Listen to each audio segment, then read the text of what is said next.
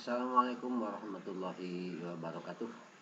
Selamat berjumpa kembali di channel Beginilah Caranya yang keren ini bersama Kang Eme.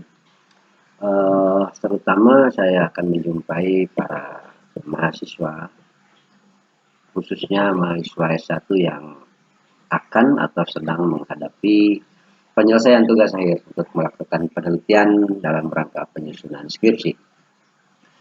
Pada kesempatan ini, Kang Eme akan memberikan tips tutorial untuk memilih teknik statistika untuk melakukan uji hipotesis. Banyak mahasiswa yang bingung tatkala di bab 3 harus menentukan metode analisis data, terutama dalam uji hipotesis. Banyak yang serampangan melihat yang sudah jadi tanpa memperhatikan kenapa mereka memilih itu. Baiklah, untuk itu kita akan mulai. Berikut ini Kang Eme akan memberikan tips tutorial beginilah caranya memilih teknik statistika untuk uji hipotesis. Jangan lupa subscribe dan like-nya ya. Oke.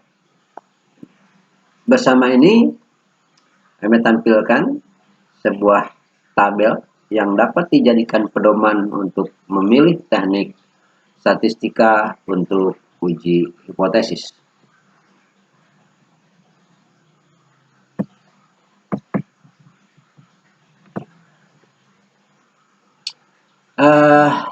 Ada dua faktor yang menentukan teknik pemilihan uji hipotesis, yakni faktor skala pengukuran. Kita tahu skala pengukuran itu ada nominal, ordinal, interval, dan rasio. Nah, tentu saja para mahasiswa masih ingat, dan apabila lupa, tolong kembali pelajari statistika awal yang menjelaskan mengenai skala pengukuran ini. Apa itu nominal? Bagaimana ciri-cirinya, apa itu ordinal, dan apa itu interval dan rasio. Untuk interval dan rasio atau skala numerik ini saya satukan karena di SPSS ini disebutnya skala. Faktor yang kedua dalam menentukan uji hipotesis, teknik uji hipotesis adalah jenis hipotesis itu sendiri. Jenis hipotesis kita bagi menjadi dua, yaitu komparatif dan korelatif. Nah, cara membaca ini gampang. Misalnya, skala pengukuran dalam penelitian yang kita miliki adalah skala nominal. Jenis hipotesisnya adalah misalnya komparatif, berpasangan dua kelompok. Berarti inilah yang dapat kita pilih. Oke, selanjutnya kita nanti akan memahami dulu tentang jenis hipotesis. Baik, kita lihat jenis hipotesis ya. Jenis hipotesis ada dua, yaitu hipotesis korelasi, yakni hipotesis yang menyatakan adanya hubungan antara dua variabel. Hipotesis korelasi ini memiliki arah. Ada yang dua arah, artinya korelasi belum ditentukan arahnya. Terdapat hubungan antara variabel X dan variabel Y. Baru mengatakan terdapat hubungan. Hubungan itu positif atau negatif entah. Jadi di sini hipotesisnya hanya akan mengatakan terdapat hubungan. Ingat ya, bahwa yang namanya hipotesis korelasi pasti akan menghubungkan antara dua variabel pada satu kelompok subjek atau objek. Ada dua arah. Kemudian ada arah kiri, artinya korelasi negatif. Misalnya terdapat hubungan negatif antara variabel X dan variabel Y. Sedangkan arah kanan artinya terdapat korelasi positif. Terdapat hubungan positif antara variabel X dan variabel Y. Maka rumusan hipotesis statistiknya Kalau yang dua arah berarti HA-nya R, X, Y, hubungan antara variabel X dan variabel Y tidak sama dengan 0. Artinya terdapat hubungan. Maka hipotesis nolnya hubungan antara X dan Y sama dengan 0. Artinya tidak ada hubungan. Untuk arah kiri, korelasi negatif berarti terdapat hubungan negatif antara variabel X dan variabel Y. Maka rumusan hipotesis statistiknya HA R X Y lebih kecil dari 0, negatif.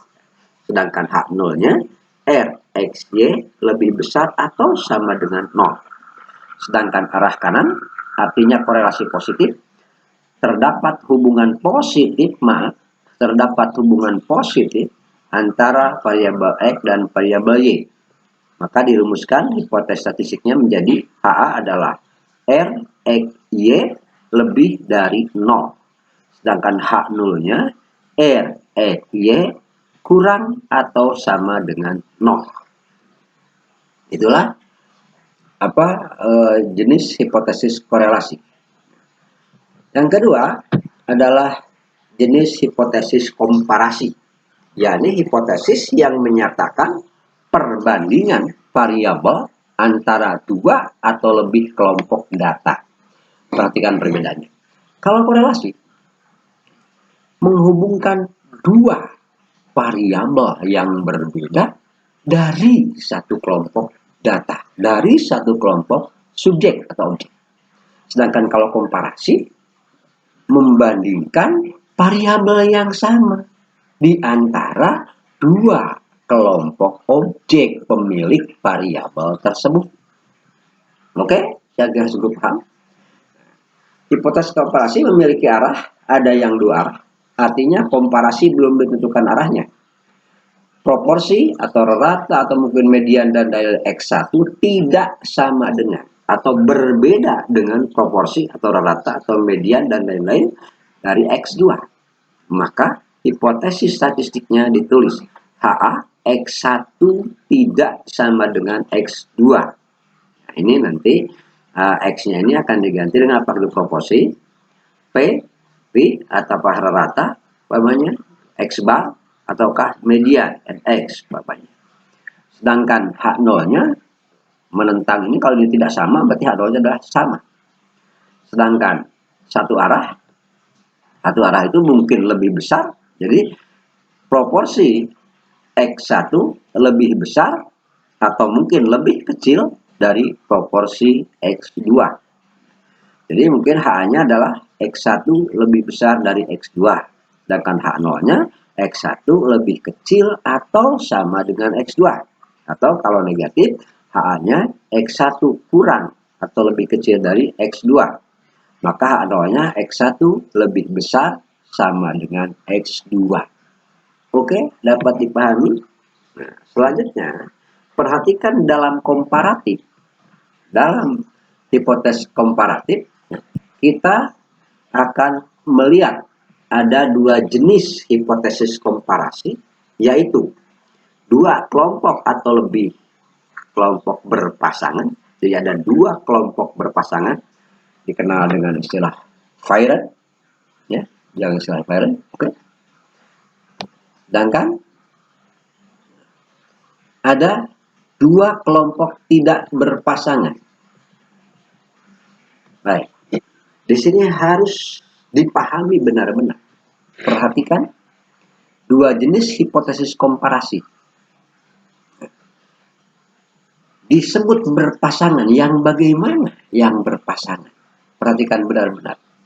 Dua kelompok disebut berpasangan apabila data yang dibandingkan, ingat tadi yang namanya komparasi itu membandingkan satu variabel yang sama yang berasal dari dua kelompok data.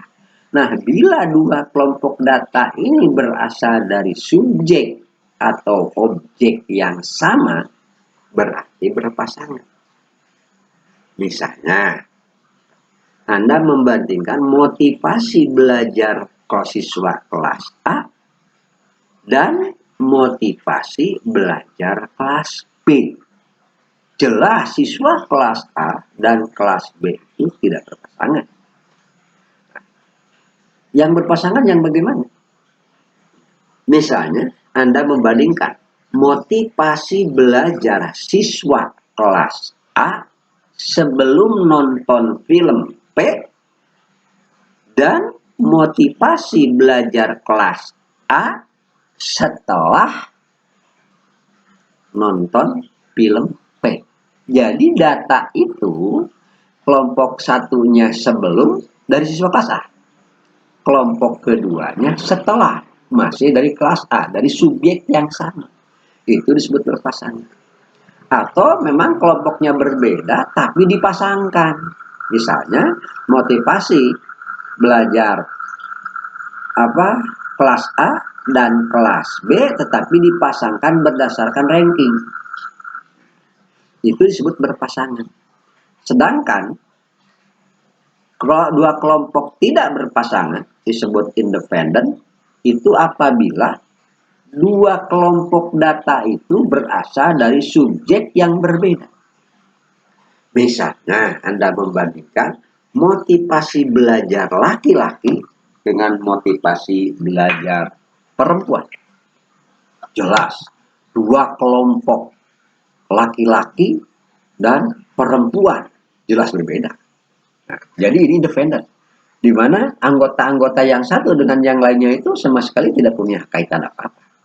Sedangkan pada yang tadi, kelas A sebelum nonton film dengan kelas B setelah nonton film, itu mempunyai korelasi, memiliki hubungan.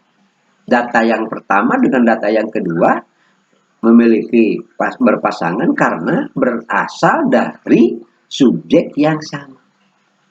Sekali lagi, mesti diperhatikan dua jenis hipotesis komparasi itu ya, yaitu ada dua kelompok berpasangan, dua atau lebih ya, dan ada dua kelompok tidak berpasangan. Berpasangan apabila ada dua kemungkinan, satu subjeknya sama, yang kedua subjek beda tapi dipasangkan berdasarkan kriteria tertentu. Sedangkan yang tidak berpasangan atau independen apabila dua kelompok data itu berasal dari subjek yang berbeda. Demikianlah para mahasiswa sekalian, siapapun mungkin yang bukan mahasiswa pun, guru atau siapa saja yang sedang belajar di statistika penelitian tingkat dasar, jenis-jenis hipotesis ini sangat penting untuk dikenali karena akan menentukan teknik uji hipotesis yang dipakai yang mana. Demikianlah, dan insya Allah pada video yang lain kita akan berbicara lebih praktis lagi dengan contoh-contoh konkret, contoh-contoh praktis tentang uji hipotesis. Oke, sampai di sini dan selamat berjumpa di lain kesempatan. Saya undur diri. Assalamualaikum warahmatullahi wabarakatuh.